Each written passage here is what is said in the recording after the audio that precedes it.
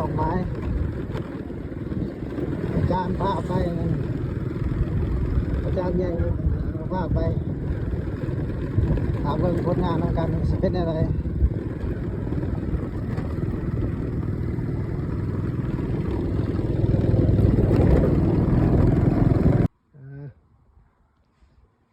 ลองไม้ใหม่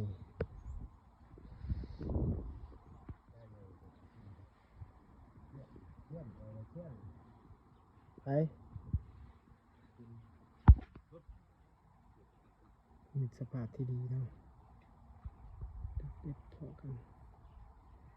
นี่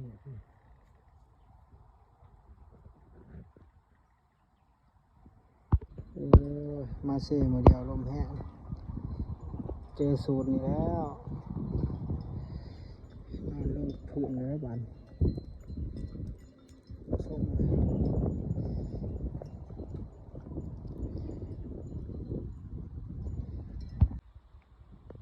ยังมันหยอดเข้ามาโอ้ยับเข้ามาได้ยัง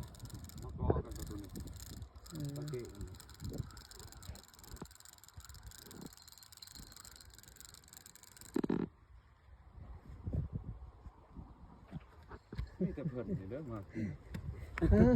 เฮ้ยดิ จะเพิ่นเนี่ยอยากกินอื่นไปใช้หมด